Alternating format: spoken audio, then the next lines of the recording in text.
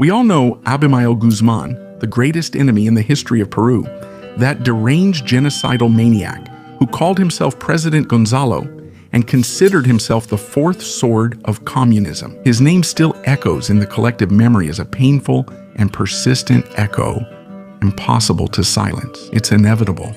Something contracts inside just by hearing it, since his memory evokes fear, death, the heavy silence after an explosion or a blackout. But there is another name, one that carries an equally great, equally decisive weight, but that nevertheless is hardly ever spoken. It remains in the shadows, away from the noise and the public spotlight, as if time had simply passed it by.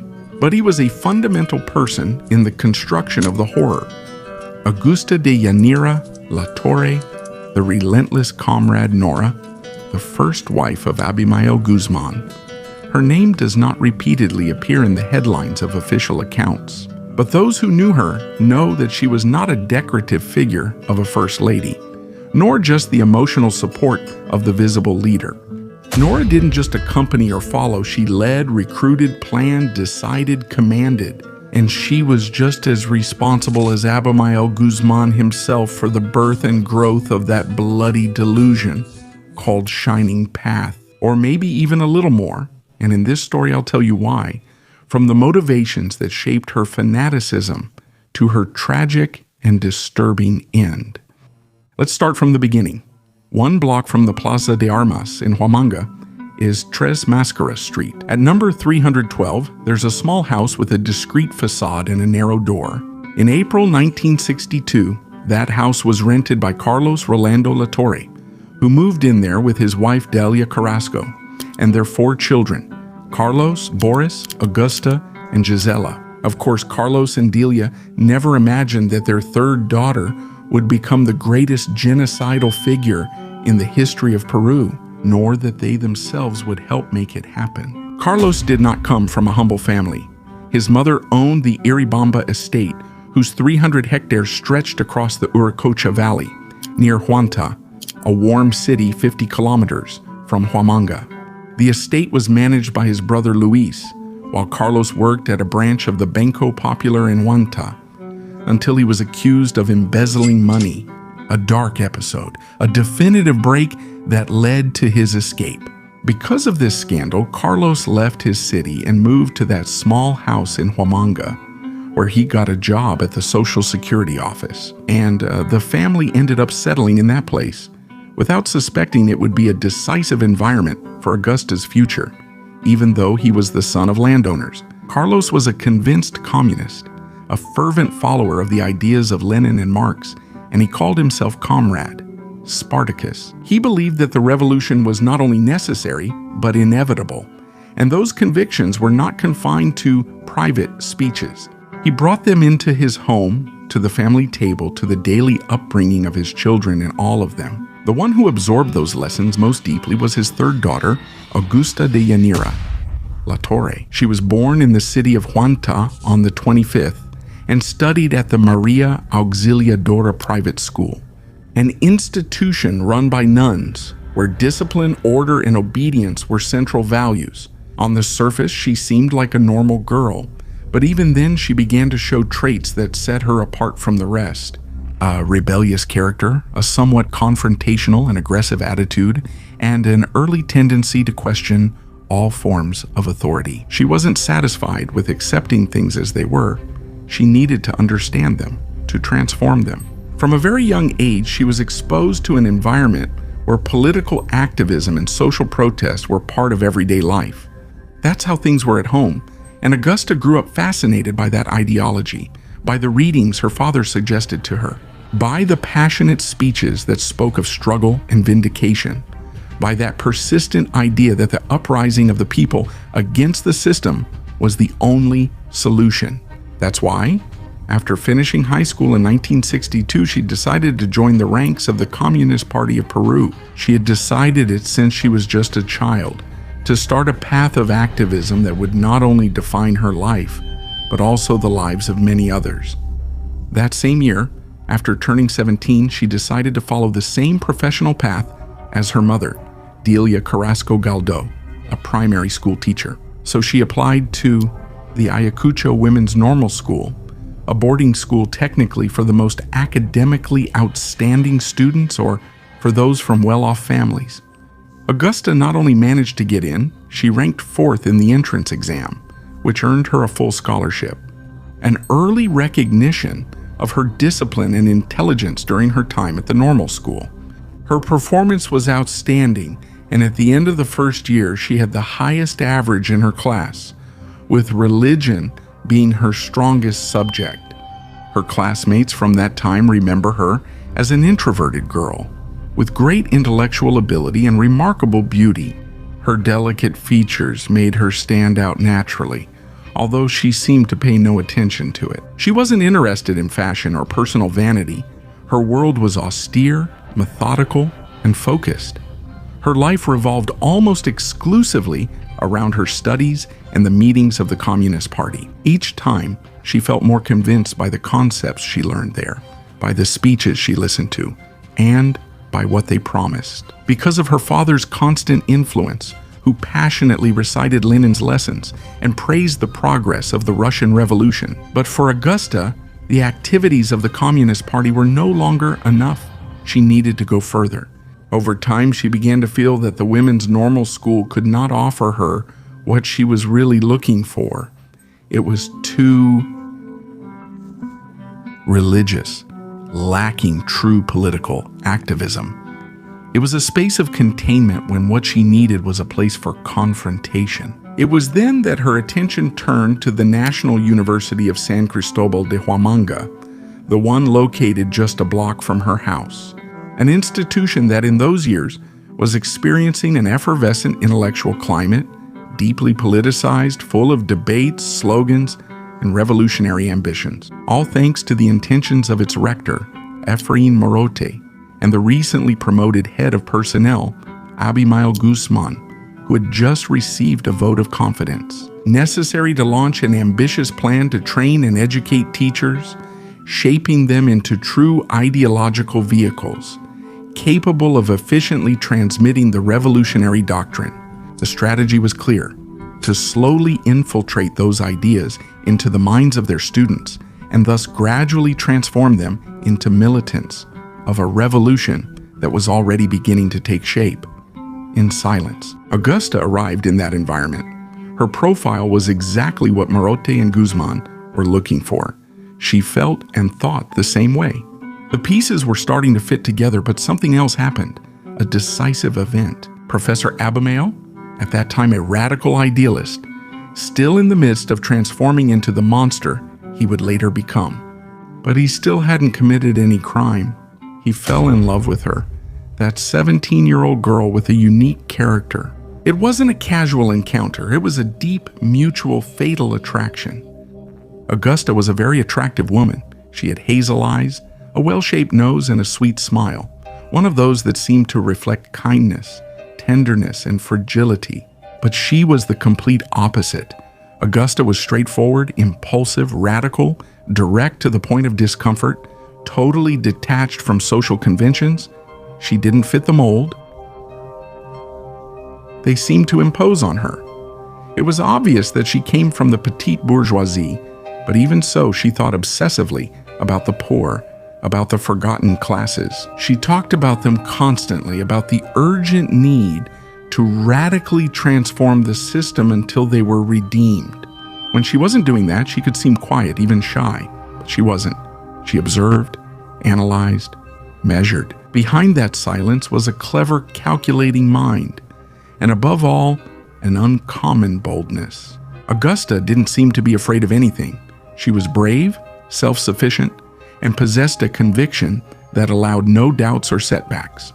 All of that inevitably caught the attention of her teacher.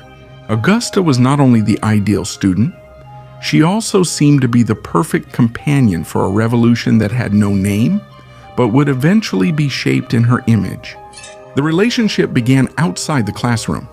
Those activities in which Augusta participated enthusiastically and that Professor Guzmán led, such as the construction of the regional committee, work that required direct contact with the neighborhoods and the countryside, the organization of the Revolutionary Student Front, and the formation of the so-called Red Faction. a space where theory stopped being abstract and began to take on substance, discipline, and purpose. Driven by the intense attraction he felt for the student, Augusta Guzmán deliberately encouraged and strengthened the role of women within these activities, a characteristic that in the future would become one of the most distinctive traits of Sendero Luminoso. These gestures left a mark on Augusta, captivating her from the very beginning. She felt an immense, almost reverential intellectual admiration for her professor. She admired his determination, his leadership, the confidence with which he held his ideas, and the passion he infused into his speeches. An overwhelming passion that she also carried within herself, and that, in front of him, finally seemed to materialize and make sense. However, their relationship faced walls that were difficult to cross, though not for Augusta. She possessed the necessary rebelliousness, the sufficient determination to tear them down.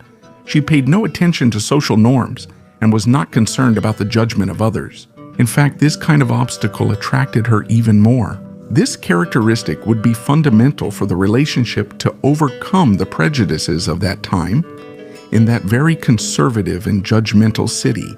The first conflict was that of teacher and student, a serious and questionable transgression, capable of seriously harming Guzmán's academic career. And that's how it would have been if it weren't for the fact that he was the man of absolute trust, the favorite of Rector Efrain Morote. The second problem was even more uncomfortable. Augusta was underage when they met. She was 17, and he was 29. A difference that would spark a wave of criticism and gossip that would spread like wildfire, to which Augusta seemed immune. She despised and minimized the opinions of others. The only ones she cared about to some extent were her parents. That's why, instead of facing the situation impulsively, she decided to carry out a much more calculated plan. For weeks, she talked at home about Professor Abimael Guzmán. In a subtle and gradual way, she introduced him, telling her parents about his speeches, his mentality, and his strong activism. Little by little, she built up his image, patiently sowing a sense of admiration, so that, at the exact right moment, she could take the next step. After preparing everything, she invited him to her house to meet her parents, but not as her boyfriend, rather under the pretense of wanting to arrange a meeting between two great communists, between two ideological giants. The strategy seemed to be perfect, but there was an important detail, one that could have ruined everything. Carlos Latorre was a staunch supporter of the Soviet Revolution, a stance that, according to the professor's ideological standards, placed him in a despicable category, that of a revisionist, someone who had deviated from the true teachings of the Chinese Communist Party and its leader, Mao Zedong. Abimael Guzmán was not a minor detail. Even then, he showed an untamable intolerance toward revisionists. However, in front of the young woman's father, who had captivated him, he decided to hide his contempt and conceal his true stance. Hiding his deepest convictions, he pretended to sympathize with ideas that deep down he detested. A strategic concession that allowed him to become a friend of Carlos Latorre and a regular visitor to his home. He soon gained the family's trust, was accepted as a boyfriend, and shortly after wanted to go further. He proposed marriage to their daughter, Augusta. On February 3, 1964, in the city of Manga, the wedding was held. The ceremony took place at the Latorre family's home in an intimate, almost austere setting, far from grand celebrations. Abimael was 31 years old. Augusta was just 19 at a time when you had to be over 21 to be considered an adult. So she needed her parents' explicit permission to get married. It wasn't difficult for them to get it. Abimael seemed to be the ideal husband, a communist, an activist, a professor with a respectable intelligence. Besides, their daughter seemed deeply in love with him, and they knew perfectly well that when she made up her mind about something, there was no way to make her back down. Walter Alejos Calderon, the young photographer at that wedding, would reveal many years later in January 2012 these unpublished photographs, images of great value, since they are the only ones that exist of both of them together. After that afternoon, they went on their honeymoon, traveled through Cusco and Puno, and when they returned, they lived for a while in Augusta's parents' house. Later on, they moved to a small house nearby.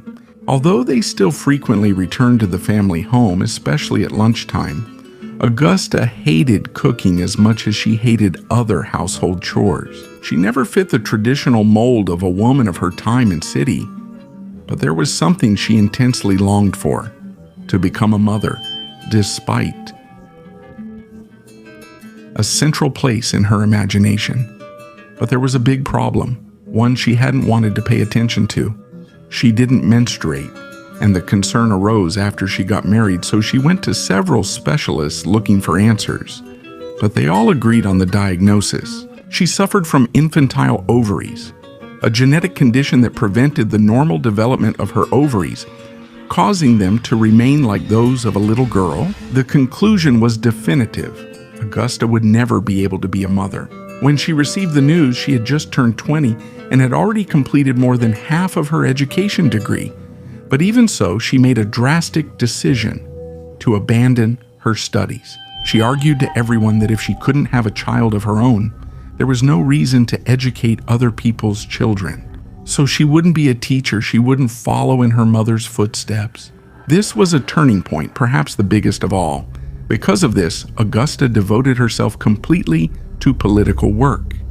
Without distractions, without a parallel life, without another role or identity, all her time, all her energy, and her discipline were devoted to a single goal: building, together with her husband, what years later would be known as Shining Path.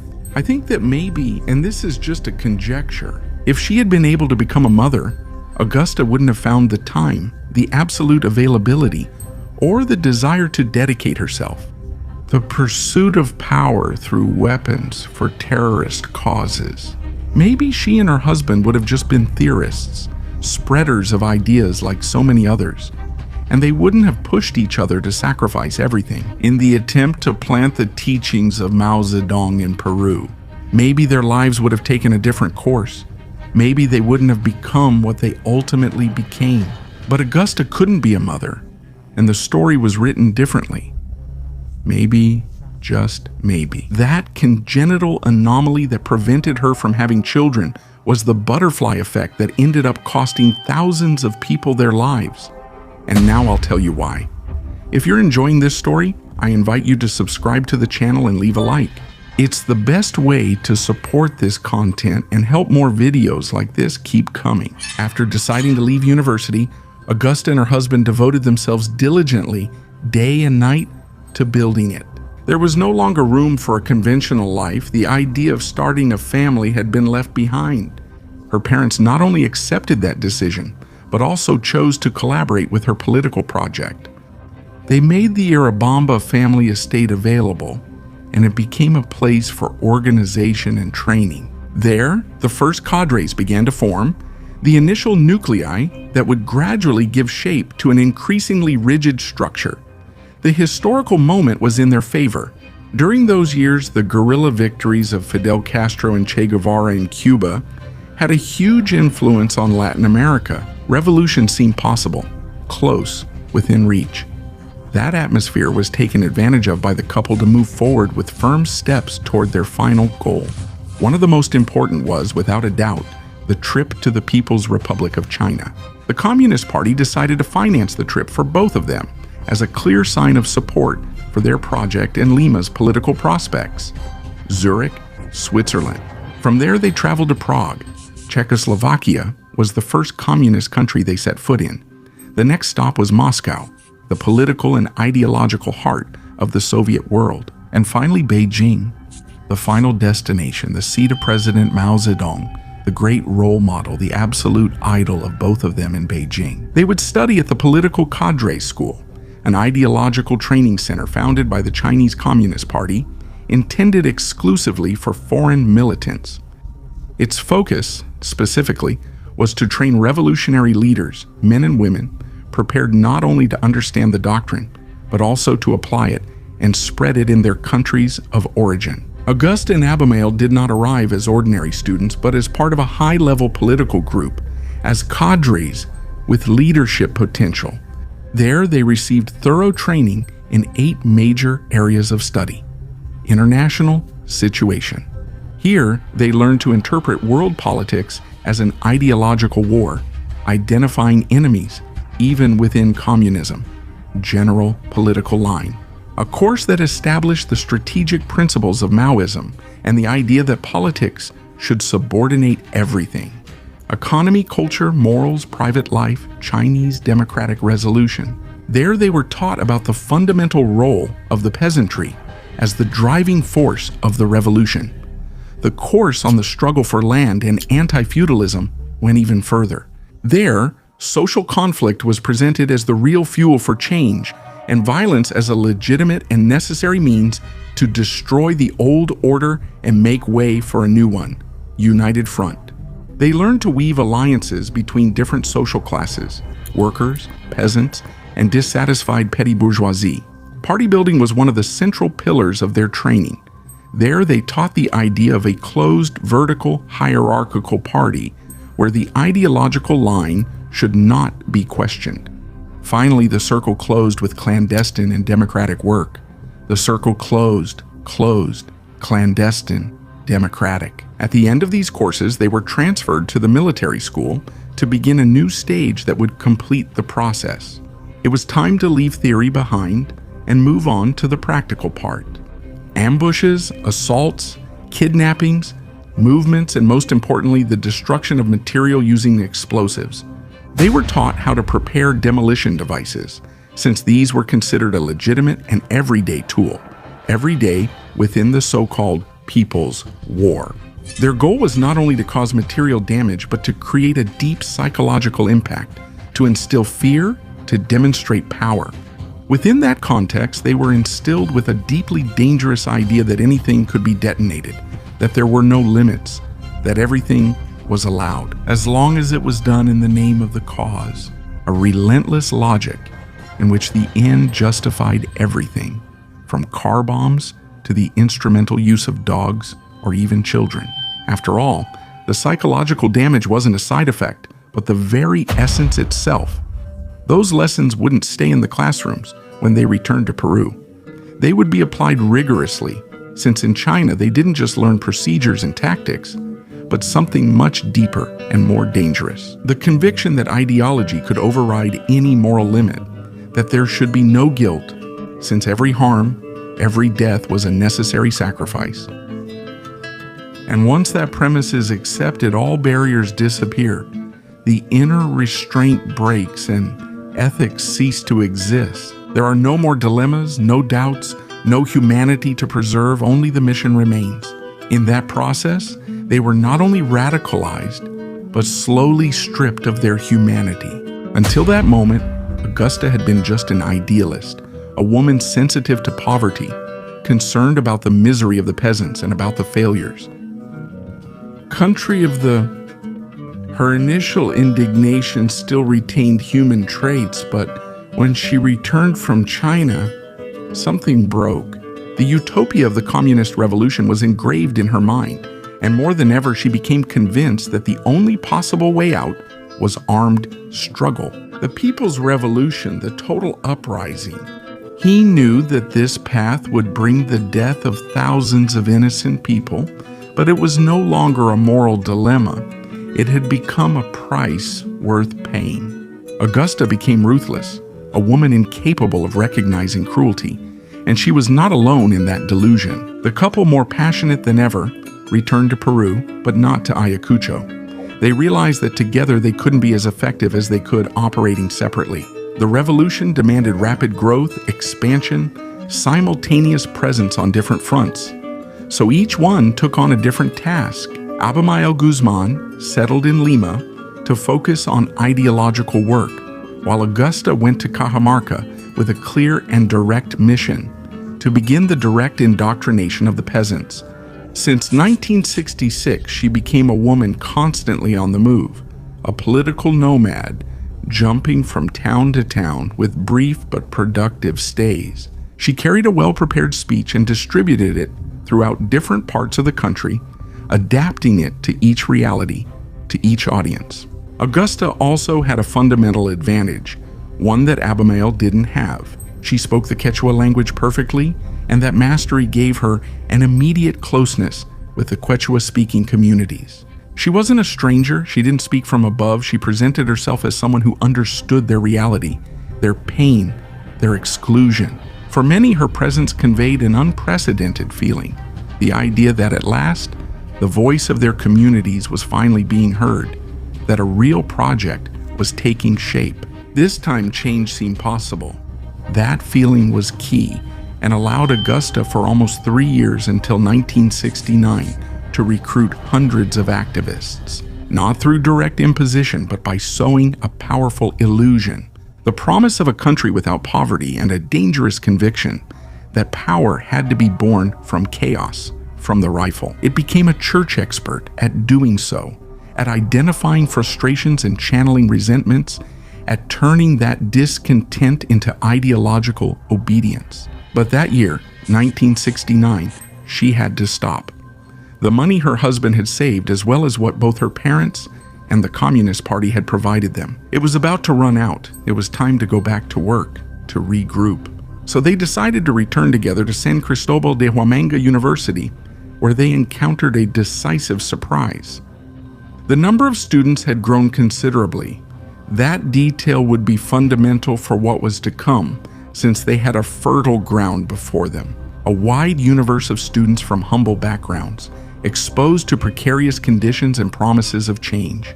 The motivation was immediate, so they relaunched the Ayacucho Regional Committee and made it once again the center of their lives. It was at that moment when Augusta took on her militant alias, Norah, Comrade Norah, a name inspired by the character Norah West from The 25th Hour, the novel by Virgil Georgiou, which had also deeply influenced Abimael in his youth. From then on, the couple's activism became more evident in the city of Huamanga, and with that visibility came the first problems.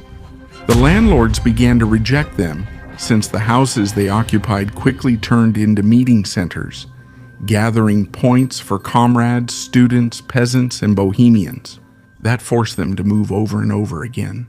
His reputation as an activist began to grow and was solidified after what happened in June 1969, when the episode known as the Fight for Free Education broke out. The trigger was a measure by the government of Juan Velasco Alvarado, which, through a decree, eliminated the benefit of free education for students who failed. The reaction was immediate. The students took to the streets, then the entire city, led by Comrade Norah, unleashing a violent and bloody protest. It was then that she proved she was not just a revolutionary in words. Norah was at the front, facing the police head-on and standing her ground, unafraid of reprisals or even death. The day ended with a tragic toll of nearly 100 dead, and the bodies were held in the morgues. The authorities demanded that family members sign for the release of the bodies, intending to identify and arrest them. Then, Augusta appeared again, delivered a moving speech, and pushed hundreds of locals to fight until the end. Led by her, they stormed the morgue and managed to recover the fallen. The operation was successful, but Norah was arrested, along with dozens of leaders. They were flown to Lima, where they were charged with offenses such as outrage against the nation and its symbols, attacks on law enforcement, use and manufacture of explosives, damage to public and private property, among other charges related to political violence. However, just a few weeks later, she was released and returned as a heroine. The dramatic fall, combined with the triumph of being released, caused her popularity to skyrocket, reaching the status of a living martyr and warrior. Her image became powerful in the city. She was no longer just an organizer or an ideologue, but a fighter who had shown she was willing to give her life for the people's causes. Other similar actions gradually turned her into a figure of inspiration for many women, a paradigm within the movement. From that strengthened position, she continued her proselytizing activity with greater intensity, actively participated in the Revolutionary Student Front, and strengthened the regional committee of the Communist Party. She was part of the creation of the Poor Peasants Movement and promoted the popular schools and the National School for Cadres. Inspired by the model she had seen in Beijing, She later also participated in the founding of the feared organizations known as Popular Aid and the North Metropolitan Committee. These structures were responsible for the start of mass annihilations in small towns and for the car bomb attacks that would shake the capital. In the 1980s, Comrade Norah led countless murders in the provinces and was responsible for the highest number of deaths and attacks committed in Lima. Those who knew her agree in describing her as a ruthless woman, capable of ordering the execution of innocent people without hesitation and watching those orders being carried out without blinking. But above all, they point out that she was the key piece, the fundamental gear that made the entire machinery of terror work. Without her, Guzmán would hardly have been more than just another theorist, a fiery speaker, a professor limited to his doctrine. Augusta was the one who turned ideas into action, who commanded field operations, who recruited fighters in the most remote villages. She understood the local identity and also spoke Quechua. That detail was essential. How do you approach a peasant if you don't know their customs, their way of thinking? How do you convince someone if you don't speak their language? In the countryside, Augusta earned respect and established an authority that many recognized as even greater than Abimael's. Guzmán, who always used to show up with a book under his arm, wrapped up in speeches and quotes, earned himself the nickname the educated armpit among many. Besides, he was opaque, withdrawn, visibly antisocial, a distant figure. Augusta was the complete opposite. She was supportive, knew how to listen, observe, and wait. Her presence created a sense of closeness with both men and women. Because she didn't talk down to them, she moved within that world that promised to transform for years. And thanks to her direct influence, thousands of women joined the terrorist ranks, motivated by the possibility of becoming part of a revolutionary movement where they could play a leading role, just like she did. It's no coincidence that within Shining Path, nearly 40% of the militants were women, and not as secondary support or passive companions. They were organized in their own structures. There were even entire militias made up exclusively of women for some time. She sat not on?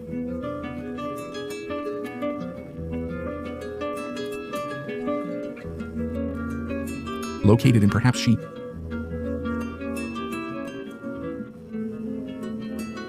A spinner don't fish, Guzmán. What many people don't know is that this was thanks to a strategy conceived by her.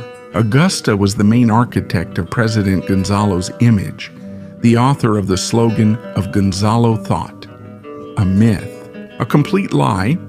Since her husband never wrote or structured his own doctrine, he left no treatises or original analyses. He was just a fanatic, repeating the jumble of his disturbed Maoist readings.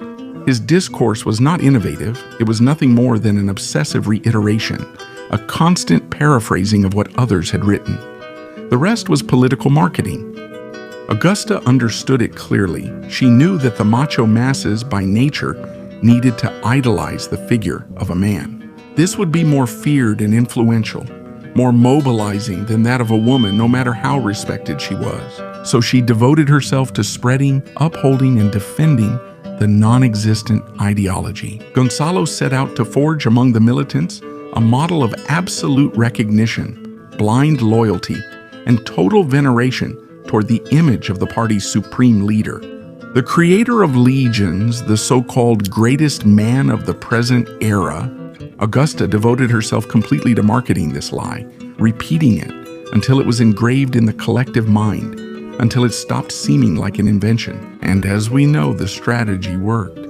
She turned her husband into a deified figure for whom thousands of supporters would gladly give their lives. It's clear that without Augusta Latorre's presence, Abimael Guzmán would never have been able to lead Shining Path, and much less set in motion the chain of terrorist attacks that took the lives of thousands of people in what they called an internal war. Everything bore her mark since the Iribambo estate.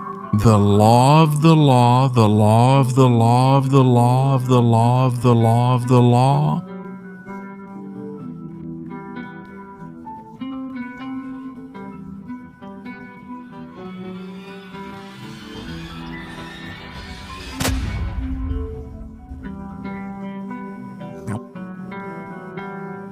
tell you why. But first, I'd like to say that if you want to know this story from Abimael Guzmán's perspective, I invite you to watch this video and also to subscribe to the channel if you're enjoying it. New stories are coming soon, like the one about Shining Path and the capture of Abimael Guzmán. Leave a comment. Which one would you like to see first? By the time of her death, Augusta Latarella had accumulated a devastating record. 8 years had passed since the start of the armed violence, and the dead numbered in the thousands. At 42 years old, she had more than enough merits to be considered the greatest genocidal woman in the history of Peru. 3 years after her death, on February 14, 1991, during a raid on a house located at 277 Ricardo Flores Street, apartment 11, Santa Catalina, the authorities found, along with a significant amount of documents and weapons, some videotapes that revealed how the disturbing farewell ceremony of Augusta Latorre was. In the footage, the Shining Path leadership can be seen surrounding her lifeless body, which is covered with a red flag emblazoned with the hammer and sickle. Abimael can also be seen next to her body, caressing her forehead. Then he stands up and, with the clumsiness of a drunk, begins to speak to deliver a supposed tribute speech, which in reality is nothing more than the alibi for a crime. How great is the ideology of Marxism, Leninism, Maoism, when it is capable of producing people like Comrade Norah, who would rather end their own life than harm the party. We have nothing to reproach you for with this message. It made the official version clear. Was it a suicide, an ideological decision? Then you reinforce that narrative, claiming that Augusta suffered from mental illnesses. On November 16, 1988, the night after the secret wake for Abimael Guzmán, he entrusted Deodato Suarez, known as Comrade Germán, with a macabre mission. Germán had been his student at the Faculty of Education at San Cristobal University and was part of his inner circle. He was one of his most trusted men. Years later, after being captured, Deodato would confess the truth. Abimael tasked him with disposing of his wife's body once the wake was over. The instruction was clear and explicit. There should be no trace left. No one should ever find it. Never. Obeying the order, Germán secretly moved Comrade Norah's remains to the garden of his house, located in Gironalaya Comas district.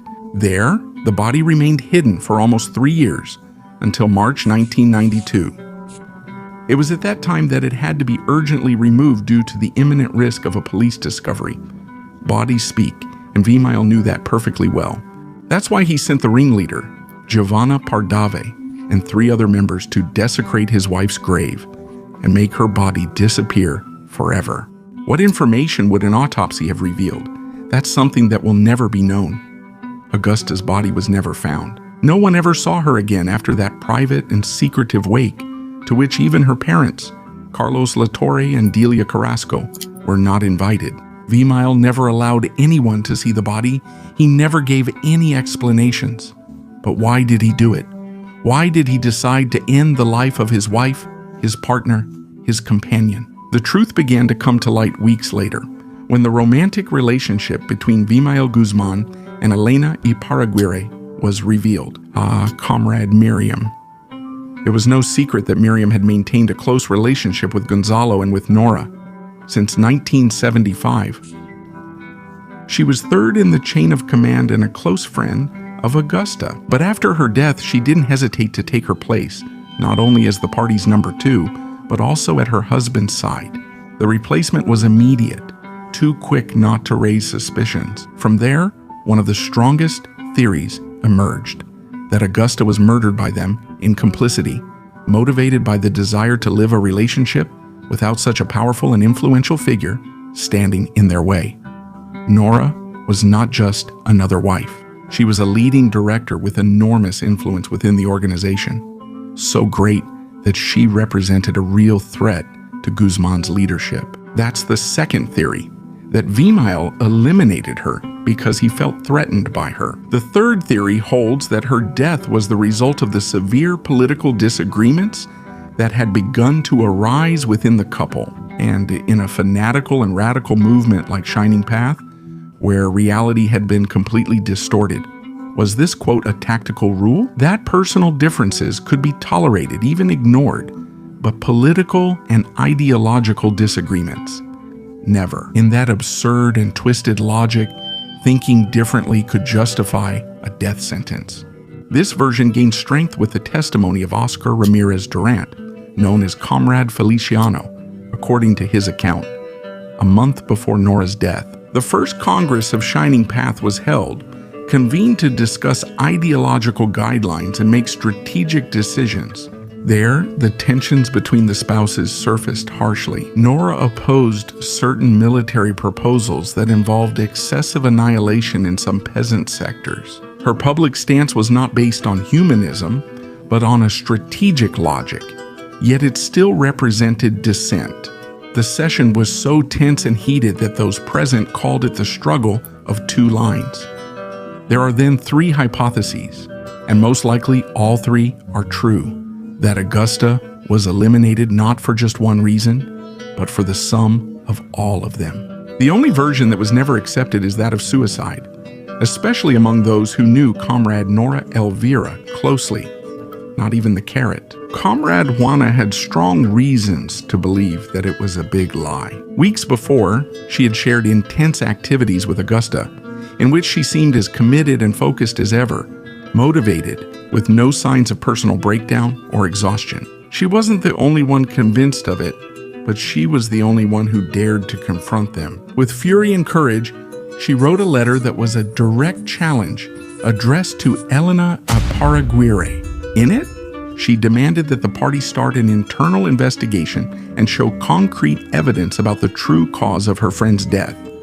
Guzmán reacted furiously. In response to these questions, he ordered Comrade Juana to submit a written self-criticism, considered one of the most extreme and humiliating disciplinary methods by the Shining Path members, because they had to deny and question themselves and admit to being revisionists, a devastating label that meant a degradation in their status as militants. In addition, she was sanctioned with a 6-month suspension for offenses against the party and the authority of President Gonzalo.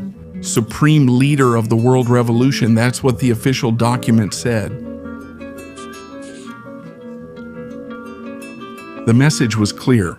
The reason for Augusta's death should never be questioned again. But this didn't stop the internal rumors, and something began to crack within Shining Path. From that moment on, fear was stronger, and no one ever dared to raise their voice again. 4 years later, in 1992, when Abimael Guzmán and Elena Aparaguirre were captured and interrogated, both changed their story. He stated that his wife had died of a heart attack caused by a heart condition. In another setting, Aparaguirre claimed that the death was due to natural causes. Two different versions contradicting the previous account. There were multiple inconsistencies, but they never confessed the truth, not even when they were sentenced to die in prison, not even when these lies ended up affecting their own relationship. The relationship between Abimael Guzmán and Elena Aparaguirre, Comrade Miriam, is a story marked by betrayals, a parallel dark and intimate story so complex that it deserves to be told separately. This content is already available to channel members. I invite you to join this community that grows every day and to enjoy this and many other unpublished stories. This way, you're also greatly supporting the growth of this channel. The death of the emblematic Comrade Norah, the greatest genocidal figure in the history of Peru, was a deep emotional blow to the terrorist militants. Abimael Guzmán, in a calculated move, named her a heroine of the revolution. Shortly after, a new nickname began to circulate, Mother Courage. Her image was reused as a symbol, as an emblem of female ferocity, and in her name, slogans, songs, and all kinds of internal tributes were dedicated. A disaster struck the organization a week after her death. When the news finally spread throughout the entire structure, the reaction was immediate. Hurt and enraged, the members decided to carry out a show of strength in her honor. During the early morning, 10 high-voltage towers were simultaneously brought down, leaving dozens of cities in darkness. Along nearly 2,000 kilometers between Piura and Arequipa, everyone was sure of one thing. It was a gesture she would have loved. I hope you enjoyed this story.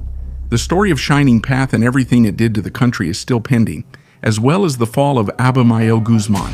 Let me know your thoughts. If you would like to see them on this channel, thank you very much for making it this far. See you in the next one. Goodbye.